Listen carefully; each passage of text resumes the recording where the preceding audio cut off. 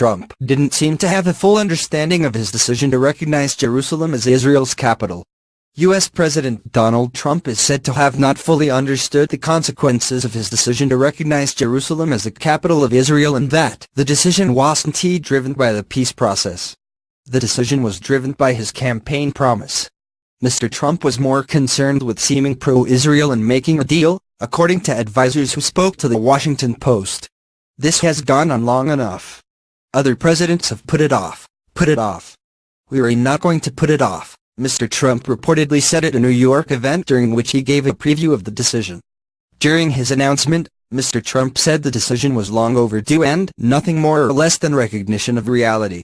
Mr. Trump had repeatedly promised to be more cognizant of Israeli concerns during the 2016 campaign, painting himself as far more pro-Israel than his predecessor President Barack Obama, who had an openly cold relationship with Prime Minister Benjamin Netanyahu. The president had been advised by Vice President Mike Pence, as well as son-in-law and White House advisor Jared Kushner, to go through with the plan. Mr. Kushner is a longtime family friend of Mr. Netanyahu, and his parents have contributed to Israeli settlements in territories in dispute with Palestinians. The president appointed his daughter Ivanka as husband as the lead on brokering a Middle East peace deal, despite Mr. Kushner's total lack of foreign policy experience. It is insane. We are all resistant. He don't realize what all he could trigger by doing this, one source, called the confidant of the president, told the newspaper. Secretary of State Rex Tillerson and Defense Secretary James Mattis were among senior officials who advised Mr. Trump against breaking decades of U.S. foreign policy.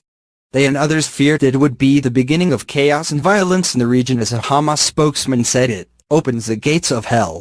The decision on Jerusalem will not succeed in changing the fact that Jerusalem is an Arab Muslim land, said the spokesman of the militant group that controls Gaza.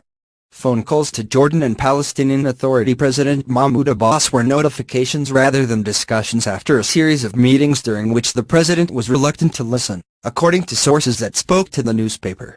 Nabi Shath, an advisor to Mr. Abbas, said that despite the leader's objections and reasoning, Mr. Trump just went on saying he had to do it. The same type of one-sided conversation took place with ally Jordanian King Abdullah II, according to a Washington-based official who was briefed on the call. The embassy move will likely require at least 3 to 4 more years of planning, construction, and budgeting. Mr. Trump clarified in his announcement that the move is not intended in any way to reflect a departure from a mutually acceptable peace deal and a two-state solution, should both sides agree to it. The U.S. remains deeply committed to helping facilitate a peace agreement, Mr. Trump noted during the announcement. However, allies are still in the dark about Mr. Kushner's maneuvering on that peace deal, and protests broke out in and around Jerusalem this morning. Hamas called the decision about the city, home to holy sites for Jews, Muslims, and Christians, a red line. The statement was unequivocal: the resistance will not allow any desecration of it. The group has also repeatedly called for a Palestinian Day of Rage on the 8th of December.